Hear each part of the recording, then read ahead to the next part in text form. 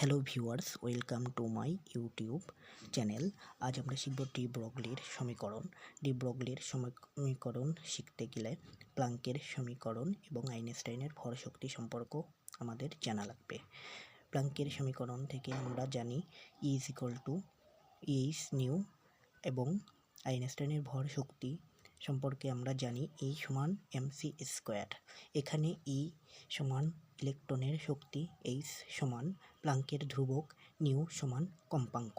তাহলে আমাদের 1 ও 2 নং সমীকরণ তুলনা করতে হবে।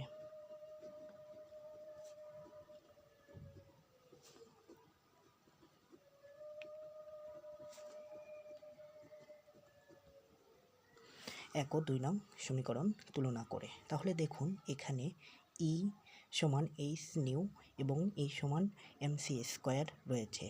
এখানে ই এবং এখানেও ই সমান রয়েছে, তাহলে এইচ নিউ সমান আমরা এমসি স্কোয়ার লিখতে পারি। এখানে আমাদের সুবিধার্থে এমসি স্কোয়ারটা আপনারা বাম পাশে লিখবেন এবং এইচ নিউটা ডান পাশে লিখবেন। তাহলে দেখুন এই এমসি স্কোয়ার সমান আমরা লিখতে পারি এইচ ইন্টু সি ভাগ ল্যামডা। যেহেতু আমরা জানি সি সমান নিউ গুণ ল্যামডা, তাহলে আমরা নিউ সমান হচ্ছে লিখতে পারি সি ল্যামডা, এটাকে লিখতে পারি। এবার আপনারা যেহেতু ডি ব্রগলির সমীকরণ বেরোতে চাচ্ছেন, তাহলে হচ্ছে নিউটা বাম পাশে রাখতে হবে। তাহলে নিউ বাম পাশে রাখলে এই এইচটা গুণ আকারে ছিল, এটি উপরে থাকবে এবং এই এমসি স্কোয়ারটা দেখুন এ পাশে গুণ আকারে ছিল, এই পাশে আসলে ভাগ হয়ে যাবে এমসি স্কোয়ার। আর এই সিটা উপরে ছিল, এই সিটা নিচে চলে আসবে। তাহলে দেখুন আমরা কি পাই, ল্যামডা ইজ ইকুয়াল টু এই সি, আর এই সি স্কোয়ার কাটলে সি থাকে, তাহলে এইচ ভাগ এমসি আমরা পাই, বা lambda is equal to H ভাগ এম ভি।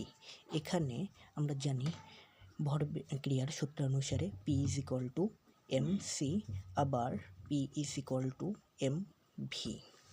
অতএব ল্যামডা সমান এইচ ভাগ এম ভির পরিবর্তে এই পি লিখে দেওয়া যায়।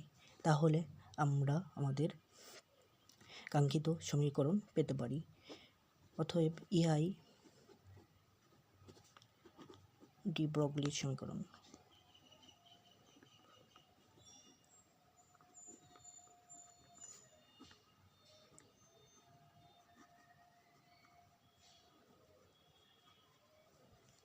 ইহাই ডি ব্রগলির সমীকরণ। ভিডিওটা ভালো লাগলে আপনারা অবশ্যই চ্যানেলটিকে সাবস্ক্রাইব করে দিবেন।